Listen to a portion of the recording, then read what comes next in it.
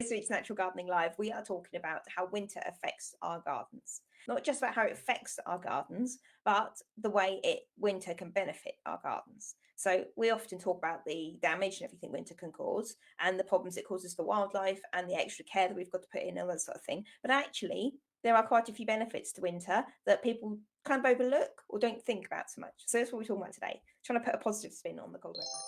Hello and welcome to this week's Natural Gardening Live with me, Josie Rainbow, your natural gardening coach.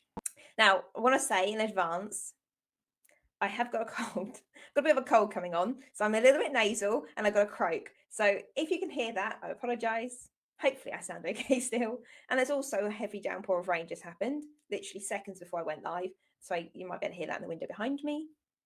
Just saying, that is just in advance. So yes, so winter can cause serious damage to your garden, but it can also provide a few important benefits, which can promote the overall health of the garden for a start, and it can help your garden as it moves into spring, reduce recovery, have a healthier root system, that sort of thing. So that's what we're talking about today. So I want to give you these benefits as well as how you can make the most of them. So let me know in the comments. Let me know if your garden has started to die back, preparing for the cold weather that is yet to ensue, because it's been actually quite mild as of yet. We're not technically in winter yet, so I take, it's fine. It's allowed to be mild for a minute, but we're just not going too far before we're in winter and the cold weather will hit us. So let me know in the comments if your garden is starting to die back and prepare for the cold weather. Temperature drop in the winter triggers your plants to die back. This is a trigger point for them. Now, it kind of starts towards the end of autumn. As I say, if it started in your garden already, it's already started in mine. Various plants are starting to die back. Not all plants will do this, obviously, but there are a majority of herbaceous plants will start to die back.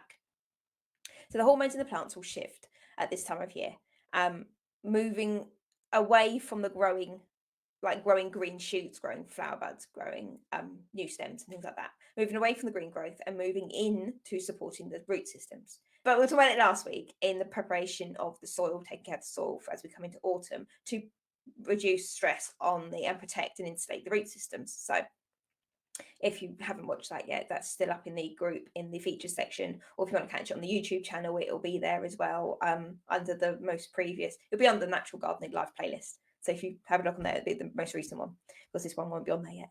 So yes, if you want to rewatch that, there's lots of information about taking care of the soil and stuff for autumn and winter in there. As I say, the hormones in the plants this time of year will shift, and heading into winter will all shift away from the new growth and into root support. So there's a natural shift there. It's kind of like a hibernation as well. When they go into dormancy. So it's like when animals go into hibernation. It's that trigger. Plants know the cold weather will damage their new growth. Plants aren't silly. They understand. They will have an idea that the new growth will get damaged by the cold. So the hormones in the plant will actually stop this from happening. So they will then trigger on to reducing the new growth. So they know that this will damage the growth. They also know that day lengths where they're shorter will basically make photosynthesis less viable source of energy. So they know that there's no point in them growing new growth because it'll just get burnt by the cold weather or damaged or die off basically from the cold. And they know that the chlorophyll in the leaves aren't going to be any good for photosynthesis because the day lengths are so short. So that both sides of that are going to say we don't need to grow any new green shoots. So they're going to stop doing that. They're going to know. So by dying back, they protect themselves, and they will also be using the energy from the green growth that's dying back. They'll take it back in, like bulbs do. We'll talk a bit more about bulbs in a minute. But like bulbs do, they take the energy from the leaves. I tell you, colds just knacker your brain. Completely knackered my brain out. So the leaves die back, taking the energy and turning it into sugars to help the plants over winter. It's amazing, my head today, honestly. I shouldn't have even gone live. I don't know what I'm going to be telling you. It's nuts. It's crazy. We'll get through it though. Be fine. So they'll die back, taking the energy from the leaves, turn them into sugars so the plants can overwinter. As I say, with bulbs, they do the same thing. At the end of the growing season, the bulb will they'll take the leaves back, die back, and then turn into a bulb again. The energy will grow into the bulb, and then they'll overwinter as the bulb to start all again the next year. Same difference, except the bulb becomes the food source.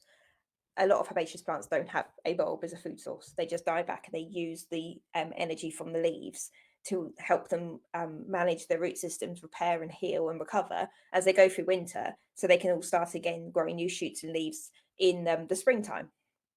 So this is actually what we were talking about last week. This is why soil care is so important, because the support for the root system at this time of year, as we're going into winter and going through winter as well, is so important. So if you take the time to mulch the soil, to top dress, to take care of it, basically to have good soil in good condition, your plants will be able to draw on the nutrients rather than the energy they're not getting from the sun and the leaves that they're drawing back on, they're dying back and going to feed the plant, they can draw from nutrients in the soil as well. So that gives them an extra boost, and then they can take care of the root system and prepare themselves to be healthier, happier, stronger plants as you go into spring. So this is why it's really important to take care of your soil now. It's so easy to take care of your soil now as well. It's such a good, simple task. If you make your own compost, it costs you nothing, and it will make such a difference as your plants go into spring, make them far more resilient plants as well, and will help them become much stronger, more productive. So it's such a simple task and it can make such a difference. So very easy. Bulb health. So we were just talking about bulbs, as I was saying about the plants dying back, and the bulb, they'll go and die back and then generate another bulb or bulblets off the big bulb. So they do it this way. The bulb is the food source. So another good thing about bulbs and wintertime is some bulbs need a good cold snap, if you like, a big drop in temperature, for them to grow happily and healthily, basically safely. You with some plants, which I'll get into in a second, you have to wait until the cold snap's happened before you can actually plant them into the ground for various reasons. So I'll go through it quickly because my brain's going to frazzle in a minute and I'm going to like talk gibberish to you. So we'll see, won't we? This could be. So bulbs need a good cold snap. This will be for a few reasons. Most commonly is germination. Garlic needs a good cold snap. Seriously. Garlic needs a good cold snap to grow strong and healthy plants. Plants like tulips, on the other hand, need a cold snap to fend off fungal diseases, such as tulip fire.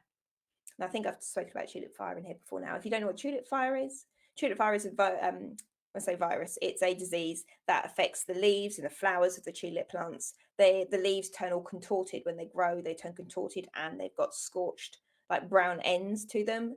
Sometimes the whole leaf can look all distorted and scorched. That's why they call it tulip fire, because it looks like they've been burnt. This can also stop the bulbs from flowering as well. So they'll just produce leaves and they'll look all contorted and naff. So they're really not a very good display plant at that point if they've got tulip fire. So they need the cold snap to prevent the bulb from catching tulip fire. If you plant the tulips before the cold snap, chances are they'll catch this disease and then you'll have a really naff display. And then usually most cultivars of tulips will grow blind the next year. So you won't get flowers for the second year either. For one, they've had tulip fire. They probably have tulip fire for the second year. And two, they don't often grow 2 or 3 years in a row without not flowering. So really good idea to wait until cold snap before you plant tulips. Just saying. Yes, so garlic, go back to the garlic. Garlic will grow without the cold, but the cold makes it better, stronger, larger bulbs. It'll create larger bulbs. It'll make them stronger plants, healthier plants. You'll get more from your garlic if you plant them when they've had a cold snap, going through a cold snap. So if you plant them just before the cold snap and wait for them to go through it, that makes it a much more effective plant at the end. More effective is the wrong word, but much more strong, hardy, decent sized bulb at the end when you harvest them. So a cold snap's really good for garlic as well. As I say, 2 different reasons. Germination, one's for fungal diseases, but we'll go into disease a bit more in a minute. But disease actually is affected quite a lot by the cold, so that can help your garden a lot. The bulbs will actually be affected by the cold as well. And as they go through, I've put this as a scribble, so bear with me. I'm trying to formulate a sentence from scribbles, so bear with me. So they go through the dormancy in late autumn and winter time. The hormones preventing the bulbs from actually producing shoots and growing will slowly peter off. They'll kind of fade down. This usually happens around the same time as the soil temperature rises and the day lengths get longer. So it kind of coincides with spring, which is amazing, really. But the hormones that are in the bulbs themselves will actually prevent them growing when the weather is nasty. In the wintertime when it's cold and they're going to get damaged. So they know, the bulb will know that this isn't a suitable time of year. It's a dormancy. They should be resting. They should be gathering themselves ready to grow in the spring. They don't know it's spring, obviously. They can know it when the weather gets warmer and the day lengths get longer. The hormones will peter off, and then the plants can grow again. Pests and diseases. So, as we know, when you have a good cold, fresh air happening, even when it's like, okay, put it into a person perspective. When you're spring cleaning, for instance, you open the windows, when you've got a cold, like I have, fresh air clears you out. It's a good fresh air, cold. It prevents disease from spreading. It kills off any sort of a loss of bacteria. The freshness of it all, it helps. Again, excuse the sentence not making here, because I'm just not doing very well at the moment at all. So yeah, the winter does affect pests and diseases. We know this. So with many insects not feeling too happy about the cold in the winter, like in the soil, we were talking about the soil earlier and last week as well. When you condition the soil and you look after the ecosystem within the soil, when you top dress or when you mulch, it insulates the soil. This will also protect the ecosystem within the soil. Insects don't generally. There are quite a few insects that will not like the cold weather as it comes in. It will just kill them off straight away. The soft-bodied insects, for instance, aphids, that sort of thing, they will die off with a cold snap. They'll clear most of them out of the garden. This will mitigate, drastically reduce the damage, the risk of pest and disease damage in your garden. Mold and I'm trying to think, like botrytis, like grey mold and things like that, they can be a problem as you go through the winter. But when you have nice, good fresh air, if you make sure the if you like the undergrowth around the plants, so the bottom level of your leaves of your plants, you can try and keep a good airflow through your garden. I often recommend with like shrubs and things, trying to keep like a good, depending on the size of the shrub, but a couple of inches just clear. So take the leaves off a good couple of inches from the soil to the top layer of your plant, if you like. So there's an airflow gap. This will prevent the bottom leaves from rotting, causing botrytis and disease to spread throughout your plant. So the winter months, this can happen. If you get a slight rise in temperature and you get a bit of humidity going, it will just kick off. But if you haven't got that touch between the soil and the plant, you don't get that problem. So that's quite a good way of sorting it out. But generally speaking, winter time is very good for just checking any fungal issues, any disease damage, and any pest issues as well. So it's really good for that. And then that gives you a good clear run for the spring. And then they have to then pick up their populations again before they can get going. Whereas if you get a mild winter, we don't really get much cold weather, they will keep on growing, the populations will keep on growing and everything through the winter. And your plants just suffer constantly and you can't do much about it. So the cold weather really does help in that fact. It gives your plants a chance to have a bit of respite from them, checks any populations, and then helps your garden to recover in time for spring, when hopefully the birds take over and the insects take over. And then they don't have to worry so much because the populations can be controlled naturally, which is what we all aim for. Soil. So the winter can cause damage to your soil. Depending on what type of soil you've got, where the winter can be notoriously wet and we get lots of rain and obviously the frost and everything as well. Depending on the soil type that you've got, the winter time tends to wash or leach nutrients out your soil. If you've got sandy soil, it's dreadful. It'll be no good to anybody by the end of the winter. That's why it's so important to keep your soil conditioned and have good levels of organic matter, because that will keep the nutrients in your soil, not being washed through. The subsoil doesn't need your nutrients. The topsoil, where the plant roots are, and the top part of the subsoil, that's what needs it. So ideally, conditioned soil is really good for that. The soil can break up the cold can break up compacted soil. I was going to say the soil breaks up compacted cold, but that doesn't make sense at all, does it? The cold breaks up compacted soil and lumps of organic matter that's sitting there waiting for the ecosystem of the soil to break it all down, the bacteria and the insects and everything, to sit there and work on it and break it down, releasing the nutrients as it goes. So the cold can do this really quickly. It can break up the molecules and then release it into the soil, helping it just release the nutrients quickly for your plants to take up more effectively. This can help provide us the nutrients and improve the structure of the soil as well, ready as you head into spring, which is really important, because if you go into spring with compacted, hard, claggy soil, the root systems would have rotted by the time the plants would have got into spring before they've started to grow again. They would have to then create a whole new root system. Recovery time would be enormous. You wouldn't have new flowers or fruit or leaves and stuff until nearly summer, which is just bad. So by keeping your soil in good condition, and using the cold to break down any compacted areas or lumps of organic matter, this really works in your favour to make your life a lot easier and your garden much happier and healthier.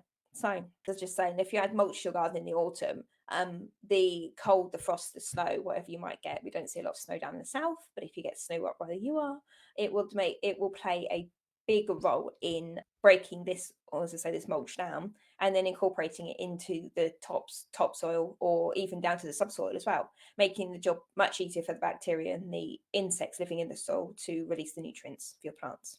So I'm just trying to think what I've got. I will link the playlist to this, my soil care playlist, because it's got loads of different videos. I keep adding to it. Got loads of different videos I've done on soil care. So that's going to have lots on the different types of soil that you can have.